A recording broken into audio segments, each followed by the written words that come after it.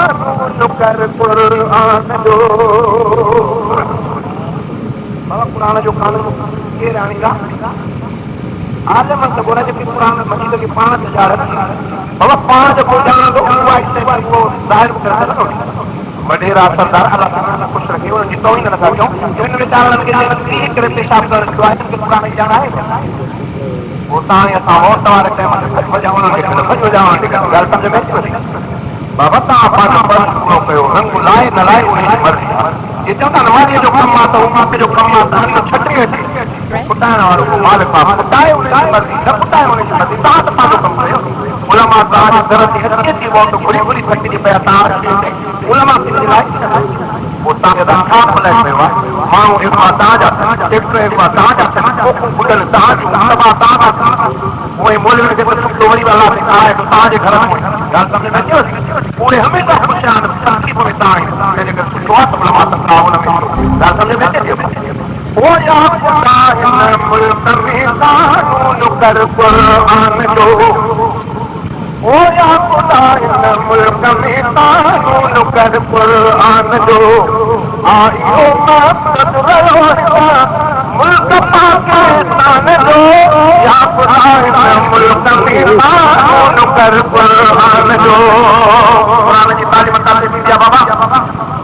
मदरसा है ना और ये जो खान साहब ने सुनवार जितना मदरसा के बाद कम पे हो इसे मदरसा में इंजीनियर पैदा होना करे डॉक्टर पैदा हो जाओ चलिए जा पूछा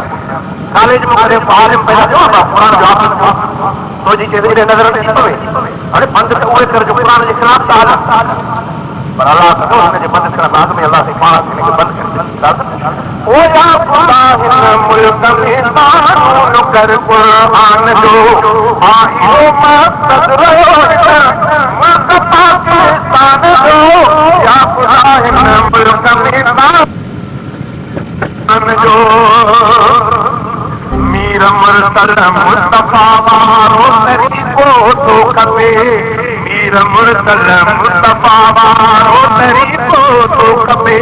जो तरीको याद पर जेब में इंसान दो जो तरीको याद पर जेब में इंसान दो या खुदा इन मुल्क में कानून कर कुरान दो मुझे कानून में इंसाफ मैया मुझे कानून में सल्लल्लाहु अलैहि वसल्लम वटदान के साईं जब मदेरो फलाणो आहे उनजी न्याणीअ को ग़लती कई आहे उन चोरी करे वेंदी आहे साईं काथे खणी पढ़ाई चोरी कई साईं इस्लामी कानून में समझ हथ थो खपे साईं आहे वॾेरे जी न्याणी साईं पोइ जेकर उन सां थोरी रियायत कजे नालो बाबा ने न्याणी जो छा आहे उन न्याणी सॻोड़ी जो नालो फातिमा साहिब आहे फातिमा साहिब मुस्तफा वटि दोस्त फर्क़ कंदा अचनि जेकर उन सां रियायत कजे वॾेरी जी न्याणी आहे बरदाश्त कम ख़राब थो मुस्तफा साईं जब कसम खणी था चवनि त मुहम्मद खे जेको अल्लाह कानून ॾिनो आहे उहो सभिनी सां हिकु जहिड़ो आहे तव्हां ॿियो ॿुधी सॼो जेकर इहा त फातिमा फलाणी जी न्याणी आहे पर नथे अल्लाह नथे फातिमा मां मुहम्मद जी न्याणीअ खां चोरी तरह में मां मुहम्मद पंहिंजी न्याणी सपराए ॻाल्हि सम्झ में अचे थी इहो सभु क़ुरान जो काम जंहिंजे लाइ उलमा चवंदा क़िस्मत तव्हांजी आहे हिननि खे पसंदि कयो या पंहिंजी क़िस्मत तबाह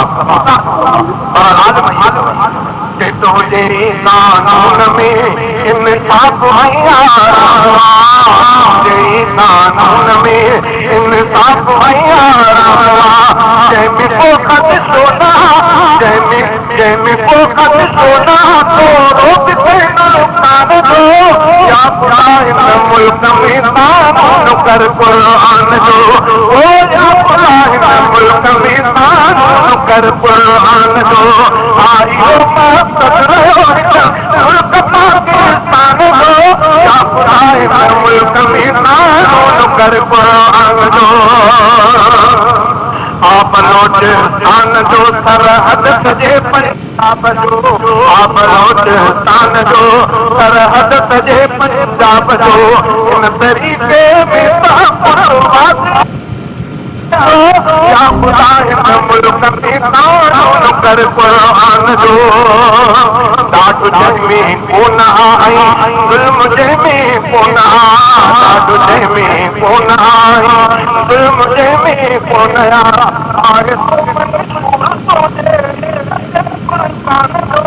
सूरतों ते इज़त क़ुर्बान जो या ॿुधाए न मुल्क में कानून कर क़ुर्आन जो ओ या ॿुधाए न मुल्क में कानून कर क़ुर्आन जो